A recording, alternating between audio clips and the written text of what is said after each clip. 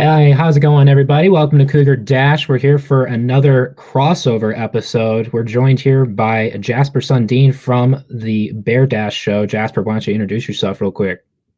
Howdy, y'all. I'm Jasper. Ryan gave me a pretty good introduction there. That's about all you need to know. I'm with Bear Dash. Happy to be here on the show, and I also write for the Daily Californian. So I think that's about my entire character right there. Yeah, let's jump right into it. I mean, we're coming off a tough loss. You guys are coming up with kind of an upset win, I'll say. Right off the bat, I think people want to really know about the quarterback situation. So we got Jaden Delora. You guys got Chase Garbers. I'll do the courtesy into giving you the first hop on the discussion here. So how about you go ahead and tell me a little bit about Chase Garbers and why you think he's going to outplay Delora here? Yeah, for me, this question comes down to not particularly the quarterbacks, but the defenses they're playing against. Garbers has been he's been a little up and down this season. He's in a new offensive scheme with a new offensive coordinator in Bill Musgrave. And I think a lot of fans had sort of this outside expectation, this hope that it would allow Garbers to blossom and he'd turn into, one of these quarterbacks who throws for over 300 yards every night, who's not just sort of a solid, winnable option, but a guy who will go out there and really impress. I mean, Cal fans have gotten used to that in the past with guys like Goff and Aaron Rodgers. And I think people were sort of hoping that Garbers could be the same type of dude. He hasn't done that this season. He hasn't been fantastic. He had a great game against Oregon State, but he's had sort of so more pedestrian games against the Ducks and against Stanford. More of typical performance that we've seen from the past, which is Garbers will do just enough to sort of get his offense over the line while the defense wins games. That's what happened against Oregon. That's much more typical of this Cal team under head coach Justin Wilcox. With that being said, Garbers is a guy who does have the ability to do enough. And I think against Washington State's passing defense, which is you probably know a lot more about that than me, Ryan, but it's not great. Garbers might be able to have a big day if he can sort of get the ball to the sidelines, hit some go routes with guys like Makai Polk and Kakoa Crawford, maybe find Nico Remigio a couple times over the middle and get one of his receivers going. Garbers could throw for over 300 yards, and I think outperform Delora, just given the fact that Delora is also going to go against a really tough pass defense in the Cal secondary. The question I have for you, though, is I'm a kid from Los Angeles. I go to school in Berkeley. I'm going to be honest with you, I don't have a whole ton of experience with either cold or snow. You're up there in Wazzu. How do you think the temperature in mid-December is going to affect these teams' passing games? Well, I'll show a little bit of improv here. I'll pull up the weather report here on my phone real fast. I'll show you what we're looking at here. Tomorrow we're playing out 1 o'clock, right? Yeah. Move from 7:30. Someone decided that freezing cold at night was not the move. Right. No, it's definitely not with the weekend we got shaping up. Might get some snow showers, 30 degrees at around 1 p.m. tomorrow. It's definitely been getting chilly up here. I'll say that much. But on top of that, WSU is going to have to, or has been practicing in this weather. WSU is not a stranger towards playing in crappy weather. Really, I understand you California folk don't like to play in anything but 70 degrees and sunshine, but weather might play a huge factor in this game, especially the passing game. If you ask me, I mean, we'll get to it a little bit as we go into the show. But Chase Garbers, I look at this offense. I look at an offense that is Chase Garbers and Garbers alone. I don't see really any other key player on here that is a weapon, so to speak, kind of like WSU's offense, where we got Delora, we got McIntosh, our backup running back, who's proving to be one of the more producing running backs in the conference. And we may or may not have our star running back, Max Borghi, come back tomorrow. And if that's happening, then if the weather's going to have us adjust to our running offense, and you guys are going to have to adjust to your running offense, it's night and day.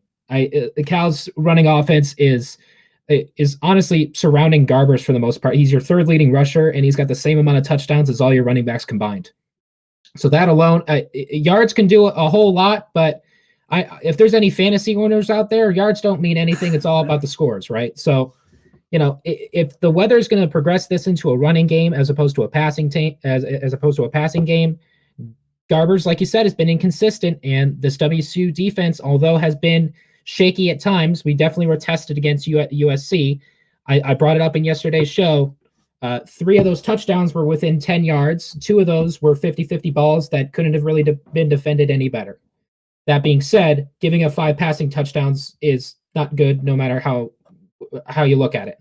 But I can't depend on Garbers to be consistent enough to test the secondary, and a secondary that had to just go up against Keaton Slovis.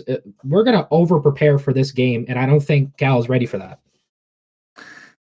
For me, like you said, this does come down to the temperature thing. Cal doesn't have any skill players that have really performed this season. I mean, at least statistically. Guys have had a game here and a game there, and I'll talk about that. I mean, Kekoa Crawford had a great game against Oregon State. Nico Remigio had a fantastic game against Oregon, but none of those guys have been consistent. The key to this game is going to be getting consistency. What I will say about that run game, I mean, if this does end up as, a snowy one in Pullman, Cal does have the running backs to do that job, to sort of get in there and pound it out. Will they? That's another question. This is, again, the Bears have a lot of options, and they haven't really figured out how to use those options properly to sort of sync them up and go with the hot hand. But Cal's presumably starting running back, Christopher Brown Jr., who was injured for a lot of this season, and yet, it's been like a 4-game season so far. So a lot is a relative term.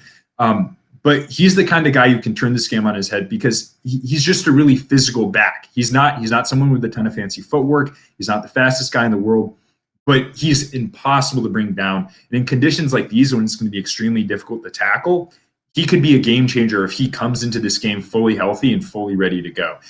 That being said, Cal has a lot of other options. Freshman Damian Moore has been a guy who's shown great vision even at a young age. And Marcel Dancy, who's led the teams in rushing over a couple games, is a guy who does have that fancy footwork and who is just tough to catch.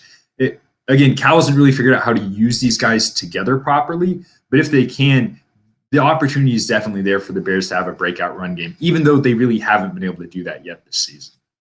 I want to get to the chat a little bit here. We got my other host here, Cody Sheeler, who's joining us as well. So it's 2-on-1 at this point, Jasper. Let's see if you can get some backup here. But it's snowing today, baby, and Cali boys better get ready for that. Cody, I couldn't agree more. And asking if that's a communist flag. I'm assuming that's your flag, Jasper, with the West Ham United flag. So not quite, but that is, of course, the lovely the Coug flag you'll see there. That's going to be waving tomorrow at College Game Day for the millionth time in a row. But like Cody said with the weather, and I've brought it up before, throughout our tenure here as students at WSU, Cody and I got to witness the fabulous season that was Minshew Mania. And if it wasn't for god-awful weather during the Apple Cup, we could have absolutely taken down those Huskies with the amount of momentum we had. But the air raid the air raid probably had a run play every 40 plays. Okay, so we had no running attack back then, regardless of us having Borgie. So now with the run and shoot that we got going on this year, not only is Jaden Delore playing well, and I know people will look back at that USC game and think, oh well, he played absolutely awfully, had 3 turnovers against a nationally ranked team in one of the toughest places to play in the nation, if you ask me. With Delore's ability to play as well as he has as a true freshman, and Deion McIntosh, again, our backup running back, who has been shocking everybody in the conference, even a couple of Coug fans, if you ask me, with his running ability. We have a 1-2 punch for you, and Garbers is going to be throwing haymakers all night. So you got any last thoughts for Garbers before we move on here? Look, I mean, I think we both said all there is to say on Garbers. He has the capability to perform. Whether he does is another matter. He's been inconsistent. But I said this game would not be about the quarterback so much as the defense. So I do want to leave with one final thought. You said Delores struggled against a ranked team. Cal's defense did not struggle against a ranked team. Cal made Oregon, who, by the way, had entered that game averaging 40 points a game, look, I mean, like they were in high school, like a PUE team out there. I mean, they did nothing. They didn't score a single point in the second half. The Bears had their number all day long. And you want to tell me that Delores is going to come in and somehow be better than that Oregon offense, that Wazzu is going to have something Oregon didn't? Again, the weather is a massive wild card, and you're right. Washington State's been preparing all week in exactly that weather, and Cal most definitely has not. But still, the Bears' defense is more than up to this task. I think they'll be able to hem in the Cougars, and I mean, it'll be a fantastic game and an interesting game, but that's definitely another factor to think about. Now, I don't know about Cal's facilities that they got over there in Berkeley, but WSU, I believe, has a practice field where they can simulate weather in this dome that they can practice in. So, we can prepare for any weather if you ask me. But we'll go ahead and move on here to the key matchups that we should expect from this game. We kind of talked about it a little bit more, but I'll start it off here first.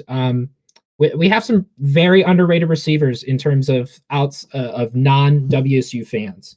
Okay, WSU fans, we could all tell you receivers the past 5 years have been incredible. I mean, of course, we're throwing to them 60 times a game before this year, but receivers for WSU have been fantastic in recent memory, and this year is no different. We have Travell Harris and Renard Bell having breakout years. I know we're among the top of all receivers in yards per game. Granted, we've only played 3 games. You guys have only played 4 games. As much as people kind of want to pick at that stat a little bit, but regardless, they were both players who were not the number one target for WSU in the past that have stepped up as receivers in this run and shoot offense that favors a lot of slot receivers. We saw Rolovich when he was over at Hawaii running the same offensive scheme there as he's doing here. He loves slot receiver. He had 3,000-yard receivers, or sorry, maybe 3 or 2. He had multiple 1,000-yard receivers his last year there at Hawaii. So Renard Bell, Travell Harris have both been performing remarkably. Even Jameer Calvin, coming off an injury this year, has been playing good as well. They've been trying to get him the ball a little bit more against USC this past weekend. But that is something that Cal definitely should have been scouting this entire week. Is our receivers you can't shut down one because it's not just a one-man show out there, right? We don't have a Michael Thomas or something that you can only shut down him and then everybody else can kind of figure their way out. We got good weapons in almost every single receiver position. And if Borghi comes back, then you got to worry about a receiving back in the backfield. So the receivers are definitely a little underappreciated when it comes to non-WSU fans. So what are some key matchups from the Cal side? Look, I think to kick it off, you absolutely nailed what the primary battle of this game is going to be. I mean, the Cougars' passing offense has been great, and if I'm a Cal fan, those receivers legitimately scare me. I mean, they're completely underrated. You're absolutely correct. I mean, a lot of people talk about like who USC has, who Oregon has. No. Your eyes should be on Pullman when it comes to receivers because these guys have had great seasons. I would never debate that. It's absolutely true. Cal is a fantastic secondary, though, and it's going to be those individual battles, primarily in the slot, that are actually going to, I think, like you said, make a difference in this game. Josh Drayden is Cal's primary nickelback. He's a veteran player. He's a senior. He's the go-to guy. He's been playing pretty well. Cam Bynum is Cal's number one cornerback. He's a guy that's going to get drafted this year. He opted back in this season just for moments like these, and he's also been really phenomenal this season. I like this matchup for him because WSU doesn't have any receivers that are, big. Cal has struggled against like really big receivers. I'm talking guys that are tall, guys that are over 200 pounds. Washington State doesn't have those guys, which I think gives me a little more confidence in this Cal secondary. But like you said, these guys are athletic playmakers, and that you never want to take away from that. I'm sure Cal's DB room will be glued to the film room this weekend and have their eyes on Washington State's receivers because, I mean, they're frankly terrifying. Another key battle, though, in this game, before I volley it back to you, it's Cal's defensive line, specifically Cam Good, against Washington State's offensive line. Cam Good had 3.5 tackles for a loss against Oregon. He was a really big part of Cal's ability to just shut the Ducks down. If he can have another big game against a Washington State offensive line, which I think is also just extremely underrated, it could bode well for the Bears, but it's going to be on Good, and then I think Brett Johnson and Ziande Johnson to get the type of penetration Cal needs to pressure DeLore. You said a little bit before about a tall physical receiver this year. No, we lost Desmond Patman to the draft this year, which, by the way, Indianapolis, why hasn't he played? Figure it out. We don't have that 6'4", 6'5" receiver that we can have as a red zone target. That hasn't affected us too much in the 3 games that we've played. We've still managed to get at least 1 passing touchdown in every single game. I would love to say we get at least 2-3 passing touchdowns every game, but USC was just USC, and our passing touchdown came from a backup quarterback. But We don't have that huge physical receiver that we had last year, but like I said with these slot guys, it has been very, very effective against almost every defense that we've played. Again, almost every 2 out of 3. But the problem with our receivers is sometimes they'll be on a slant, a flat, an out, in, whatever, and the ball will just go right through their hands, bounce off their face mask. It'll just happen sporadically sometimes. Renard Bell definitely comes to mind when I think of some of these crazy drop passes that they'll have on 5-yard passes that are on 3rd and 4. That cannot happen in this game. And when I talked about the Trojan game yesterday on our show, I don't blame Delora or the receivers really for the loss. I blame a lot of it on the play calling, because this was the same game in a row that we had against not only a ranked opponent, but we had a very strange decision in the first quarter of the game. Against Oregon, we had some weird 2-point conversion that honestly should have never happened. We got an offsides call and a PAT, and apparently instead of 2 yards, we now got 1 yard, and Nick Rolovich just had a light bulb that went up and was like, oh, it all changes. We're 50% closer. Now, that, and then with USC going for it on 4th and 1 on the opening drive when we're in field goal range with one of the nation's best kickers, we cannot have that against Cal. Like I said before, we're going to over-prepare for this game. You can't go from playing 2 top 25 opponents back-to-back to playing a team that's 1-3, who just won an upset victory against Oregon. You can't go into this game stepping back down. You have to over-prepare. This is not, I'm not going to step down onto a level to, oh, well, we don't have to work as hard because we're playing a 1-3 team. We're desperate for a win at this point. Cody and I both agreed on the show. We can picture a 3-3 finish when we first saw the schedule. And one of those wins we had above Cal. And I know before this season started, Cal was not expecting to go at a start that they were at right now, with a multitude of issues that have all played a part into a peculiar season. Off a long tangent, the receivers cannot do this on Cal. They cannot drop balls. They cannot get contested too heavily on a 4th and 1 or a 3rd and 1. We got to make conversions. We got to get points on the board in the opening drive. That is, once that happens, it's going to be all downhill for the WSU offense from there. And the Cal secondary, as much as they've been playing very well, like I have in the subline there, top 4 in the conference, just like our passing offense, it's going to be a good match. It's going to be an underrated matchup. I don't think many people are really ready for it, but this defense will definitely get contested after having 2 painful losses against ranked opponents. We're going to do something sneaky, I bet, but it's got to be smarter than what it was against USC. Yeah, I will say this: Cal's secondary is going to be the best secondary Delores faced all season, better than USC. You can look at that statistically. Maybe not as athletic. I'll believe you for right now. Okay. I think the Bears have. I mean, to have a secondary that's this good after losing 2 safeties to the draft, I think speaks volumes to the Bears' depth at those positions and their coaching staff and the talent that's in there. But we talked a lot about the secondary and the passing game. You mentioned Max Borghi being a major threat, especially in the passing game. I think that's something a lot of people forget about, right? When you're just sort of looking at his numbers. But he's a real pass catcher, and he's a threat in that sense. That actually, more than anything else, if Borghi's coming back, it is what should worry the Bears. Boyne Dang has had he's improved a lot this season, but he struggled out of the outset. He has not been as good in coverage as a lot of people thought he would be. He's Cal's starting inside linebacker, and he stepped it up the last couple of games. He has 22 tackles over the last 2 games, and he's a big part of the reason Cal was able to beat Oregon. He forced 2 fumbles in the 4th quarter. But like I said, he hasn't been the fastest guy this season. He's been beat on some critical pass coverages. And when he's going to have to keep an eye on Borghi coming out of the backfield, that's got to be worrying.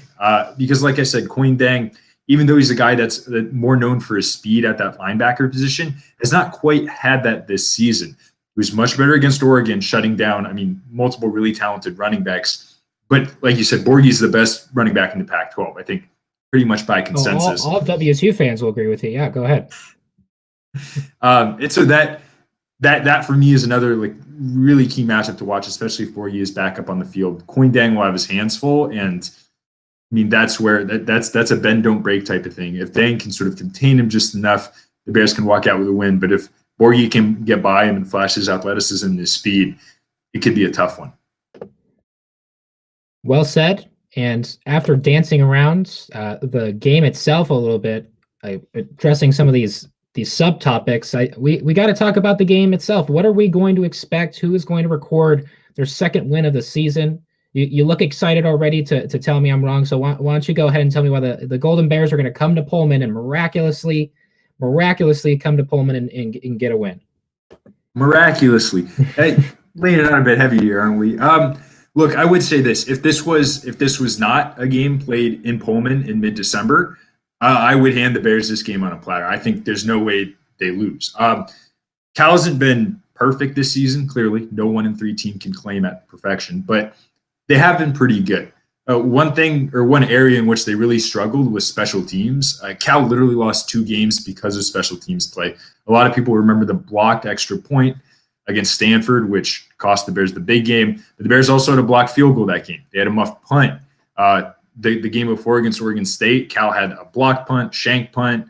I mean, you name it, the Bears have done it wrong. They've had return touchdowns called back for holding penalties. Like every single thing in the book, like it's not like one player is underperforming. The entire special teams unit was underperforming. I mean, you shouldn't lose a single game because of special teams, and the Bears lost 2, which is ridiculous. They fixed that against Oregon, which is why Cal won. I mean, you can't you can't mess up on special teams and expect to beat the Ducks. But that's going to be a key to this one. The Bears need to come in and not make mistakes. The defense can win this game if the offense and the special teams unit avoid turnovers and simply convert when they need to. But again, the weather's a real wild card. So, like I said, I think the Bears are more talented. I think they've had some bad luck coupled with some really terrible performances from the special teams unit, which have contributed to a 1-3 record. I don't think this is a 1-3 team. And I think they've started to fix those problems, and that will pay dividends against Washington State. And that's why Cal gets the win here. Well, I definitely want to address the betting odds that we have for this game before it even kicks off. We're a 2.5-point underdog at home against a team that's, I guess struggling in some degrees similar to how Wazzu has, but we're still an underdog when we play at home. Like, who is making these odds is what I mean. They can't even say it'll be, I would accept even, but they just had to say 2.5. I mean, so as much as Cal is coming off some considerable momentum with the Oregon win, which, by the way, one defensive PI call that shouldn't have been called in the end zone on 4th and goal. Oregon had more points at that, if you take away a touchdown from you guys. But besides the point, and of course, bad ball control from Shuck and the receiver there in the 4th quarter. That wasn't really much of a defensive play. It was a little bit of bad ball control, if you ask me. But anyways, I digress. The only turnovers that WSU has generated this season has been at home, and that was against the number 11 at the time Oregon Ducks. We're playing at home. We're playing in our own community. We have our defense, who probably got the game plan drilled into their head this weekend after giving up 5 passing touchdowns to USC. I know Jaden Delora is not going to sit on. He's not going to sit down before this game and think, oh, what if I throw 2 more interceptions and fumble the ball?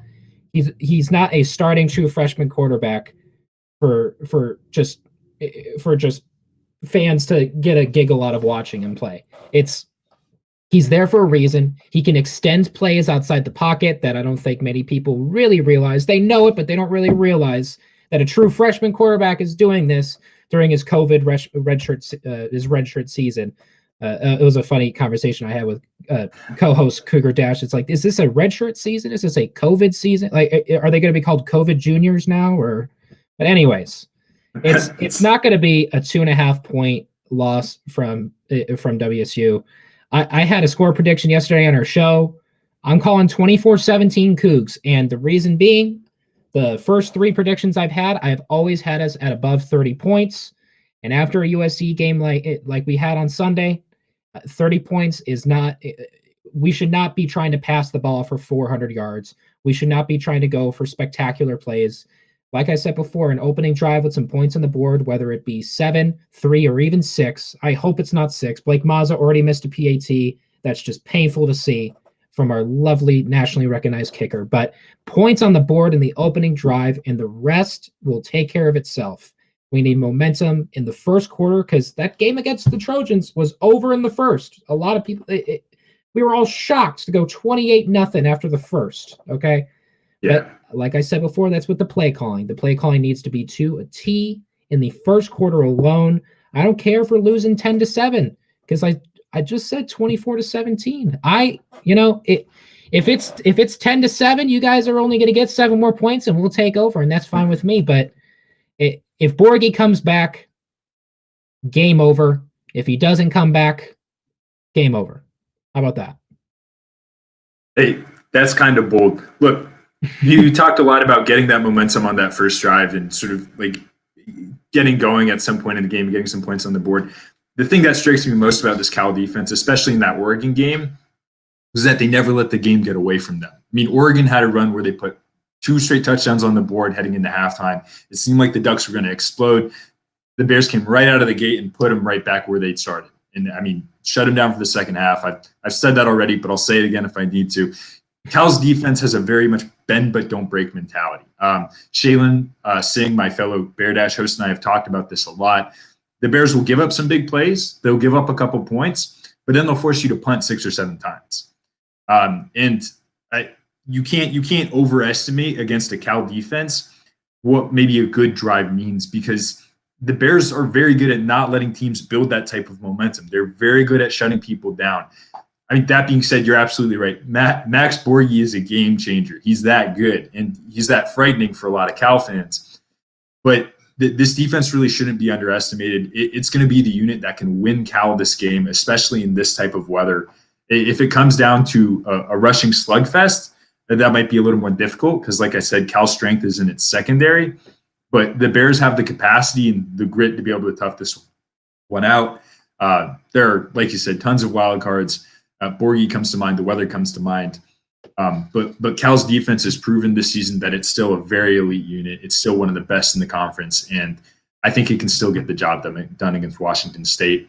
I'm also calling this by a touchdown. I'm calling it in the other direction, though. I anticipate no field goals in crummy weather. I'm seeing this 28-21 Cal.